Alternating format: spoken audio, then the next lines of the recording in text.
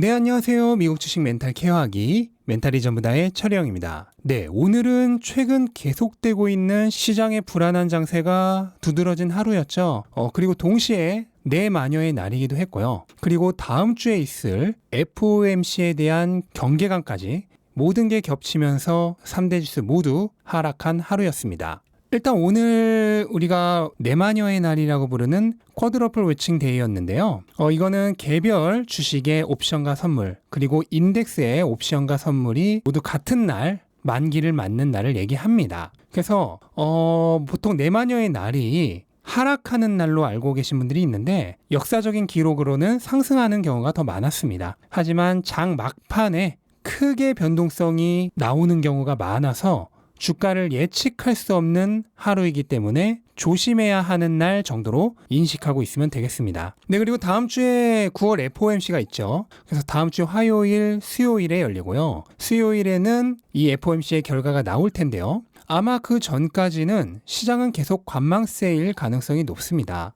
이번 FOMC에서 가장 중요하게 볼 부분은 역시나 언제부터 테이퍼링을 할까 이거죠. 일단 시점을 분명하게 제시를 하느냐 아니냐가 중요한 것 같습니다. 가장 많이들 예상하고 있는 건 11월부터 시행한다는 것을 발표하는 것이죠. 만약 시행 시기에 대한 발표가 없다면 11월 시행은 연기될 가능성도 있습니다. 어쨌든 다음 주 가장 중요한 시장의 이벤트인 것만은 확실합니다. 그리고 오늘 오랜만에 채권 수익률이 강하게 상승을 했는데 최근 발표된 경제 지표들이 좋고 그에 따라 테이퍼링 시기도 이제는 정말 다가오고 있는 게 보이니까 슬슬 채권 가격이 하락하는 모습을 보여주고 있는 거죠. 그래서 채권 수익률은 명목금리인데요. 이 명목금리의 상승은 마치 중력처럼 기업들의 밸류에이션을 끌고 내려오는 성질이 있습니다. 그래서 오늘 나스닥이 특히 더 안 좋았던 이유죠. 그리고 약간의 스캔들과 비슷한 뉴스도 있었는데 이 페드의 그러니까 연방준비은행의 총재들이 주식과 펀드 등에 수백만 달러의 투자를 했다는 스캔들입니다. 그래서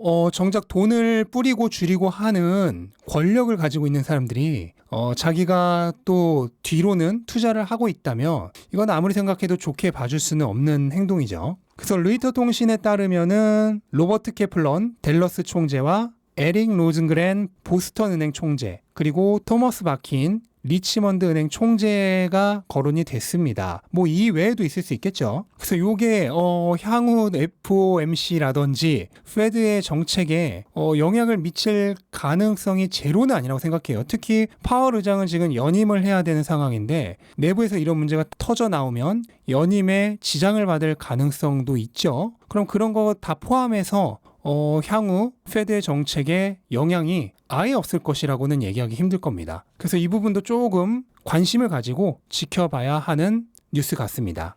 네, 그리고 시장을 좀 보시면 우선 모더나 소식인데요. FDA의 백신 자문위원회가 백신의 추가 접종이 효과가 불분명하고 그거보다는 일단 2회 접종을 모두 맞지 않은 미국인 그리고 다른 나라 국민들에게 백신을 먼저 보급하는 것이 맞다라는 얘기를 하면서 최근 기정사실화되어 있는 백신의 추가 부스터샷에 대한 반발이 많이 나오고 있는데요. 이로 인해 오늘 5% 이상 하락을 하다가 저가 매수세가 들어오면서 어느 정도 말아 올려서 마무리를 했습니다. 제약사 입장에서는 그냥 때 되면 계속 맞아야 된다고 주장을 하겠죠, 당연히. 지금 현재 주장하고 있는 것은 2개월마다 예방률이 6%씩 하락한다고 주장을 하고 있는데요. 그래서 8개월 정도마다 한 번씩 맞아야 된다고 얘기를 하고 있는 거죠. 그러면 이렇게 연속해서 계속 맞아야지만 이게 일회성 수익이 아니라 지속적인 수익이 되잖아요. 그런데 부스터샷을 금지하거나 아니면 그 기간을 굉장히 늘려버리면 이 회사들의 추가적인 수입원이 줄어들게 되죠. 그럼 회사의 수익성에는 굉장히 안 좋은 게 되니까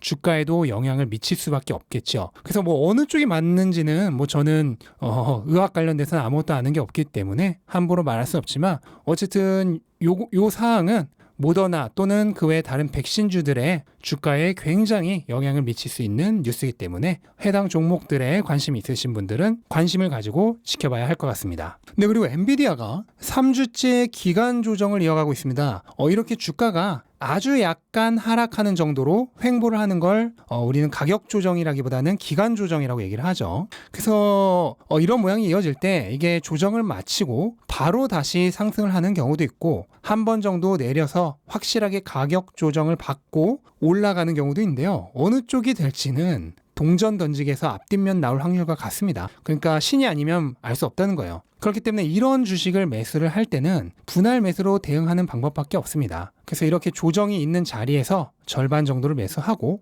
혹시 떨어질 때를 대비해서 지지선에서 나머지 절반을 매수하는 시기죠. 현재 만약 주가가 하락한다면 지지선은 208달러 부근이 될 거고요. 만약 내가 절반을 샀는데 그냥 올라버리면 그럴 때는 추격 매수하시기보다는 그냥 그 절반으로 오르는 걸 즐기시면 됩니다. 네, 그리고 애플 주가가 최근 약세를 이어가고 있습니다. 얼마 전 앱스토어에서 결제를 강요하는 애플의 정책이 위법 판정을 받았고 또 미국에서 자사주 매입 규모가 가장 큰 애플로서 자사주 매입에 세금 부과를 할 수 있다는 뉴스도 악재가 되었는데요. 이런 악재가 있는 가운데 그나마 아이폰 13의 발표로 인해 주가를 유지할 희망이 있었지만 막상 발표가 끝나고 나자 아이폰 13이 생각보다 너무 기대 이하라는 평가가 많으면서 주가가 다시 내리고 있습니다. 저 역시도 아이폰 12를 쓰고 있는데 이번에는 스마트폰을 교체할 생각이 전혀 없고요. 제가 이렇게 생각한다는 거는 아마 다른 사람들도 그렇게 생각하는 사람이 많다는 거겠죠. 그래서 애플은 이전 박스권으로 지금 완전히 돌아왔다고 얘기할 수 있겠습니다. 그래서 이 박스권을 다시 탈출하기 위해선 이번 실적 발표에서 좋은 실적과 또 다음 가이던스까지 좋게 제시하는 것밖에는 없을 것 같습니다. 그렇지 않으면 또다시 지옥 같은 반년, 1년 이 박스권을 다시 이어갈 가능성도 있어 보입니다. 네, 그리고 페이스북이 오늘 제프리가 목표 주가를 425달러에서 440달러로 올렸음에도 불구하고 힘이 없었습니다. 사실 오늘 애플, 페이스북 말고도 모든 빅테크가 다 마찬가지였는데요. 이거는 뭐 특별한 의미가 있었다기보다는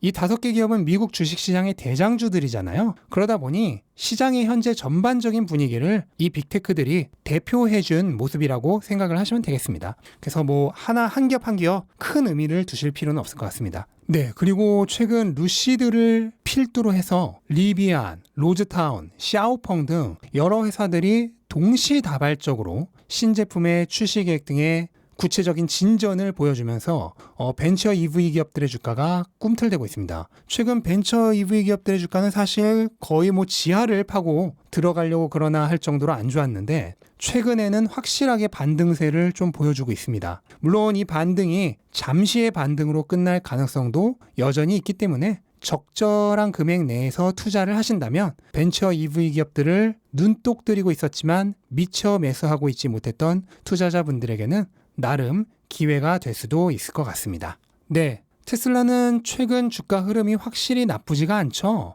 뭔가 시원한 움직임이 없다고 생각할 수도 있지만 최근 시장이 지금 이런 모양이잖아요. 그런데 이런 상황에서 요즘 같은 주가 흐름은 오히려 저는 강세에 가깝다고 감히 얘기할 수 있겠고요. 특히 오늘 빅테크들도 주가 흐름이 굉장히 안 좋았는데 이 정도면 완전 선방이라고 얘기할 수 있겠습니다. 특히 최근 계속해서 현재 작은 박스권의 상단인 762달러 부근을 시험해보는 주가 움직임이 나오고 있는데요. 이러다 시장이 한번 밀어주면 막혀있던 사이다 뚜껑이 뽕 하고 따지는 것처럼 주가가 저항선을 뚫고 상승할 가능성도 충분히 있어 보입니다. 물론 시장이 지금처럼 계속 안 좋다면 아무리 테슬라라도 혼자만 달리기는 어렵겠죠. 네, 그리고 소식을 좀 전해드리자면 우선 웨드부시가 테슬라의 향후 수요에 대한 강한 예측을 내놓으면서 매수 등급과 $1,000의 목표 가격을 그대로 반복을 했습니다. 웨드부시는 테슬라가 올해 거의 90만 대 그리고 내년에는 130만 대를 인도할 수 있다고 얘기를 했습니다. 제 생각을 말씀드리자면 저는 올해는 90만 대는 가기 어려울 것 같고 80만 대 중후반이 되지 않을까 예상을 하고 있고요. 내년에는 충분히 140에서 150만 대 사이까지 생각을 하고 있습니다. 그러니까 올해는 웨드부시가 조금 강하게 예상을 하고 있는 거고 반대로 내년에는 웨드부시가 조금 더 보수적으로 판단을 하고 있는 것으로 보입니다. 네, 그리고 이제 FSD 베타 테스트가 서서히 확장이 되고 있는데 우선 일론 머스크가 조심스럽게 운전을 잘하는 운전자 그룹부터 FSD 베타를 확장해 나갈 거라는 얘기를 했습니다. 그래서 테슬라의 보험 계산기를 이용해서 운전 습관을 평가한 다음에 7일 동안 운전 습관이 좋았던 사용자부터 FSD 베타를 사용할 수 있게 될 거라고 해요. 이거는 굉장히 추천할 만한 내용이죠. 한 번에 모든 사용자에게 공개를 해버리면 분명 사고들이 많이 날 겁니다. 그리고 그거는 테슬라 주가에 엄청나게 안 좋게 작용을 하겠죠. 그래서 조심조심 운전을 잘하는 운전자부터 하나씩 적용을 해나가면서 안전을 확인을 하면서 천천히 와이드 릴리즈 해나가는 게 좋은 방향이 아닌가 생각이 되고요. 결국 이 베타가 완전히 와이드 릴리즈가 되게 되면 FSD 채택률도 훨씬 더 올라갈 거고요. 구독 수요도 훨씬 늘어날 겁니다. 그렇게 되면 테슬라의 소프트웨어 매출이 늘어날 거고 이 소프트웨어 매출은 마진율이 좋기 때문에 테슬라의 이익률 상승에 굉장히 큰 기여를 할 것이라 생각을 합니다. 네, 이렇게 오늘 조금 안 좋았던 시장을 돌아봤고요. 금요일날 시장이 안 좋으면 늘 기분이 조금 찝찝하죠. 그래서 주말 동안 너무 걱정은 하지 마시고 그냥 편하게 푹 쉬시면서 또 다음 주 시장 기다리면 될 것 같습니다. 네, 이상으로 한 주의 마지막 거래일 모두 마무리하겠습니다. 영상 도움되셨다면 구독과 좋아요 부탁드리고 즐거운 하루 되시기 바랍니다. 감사합니다.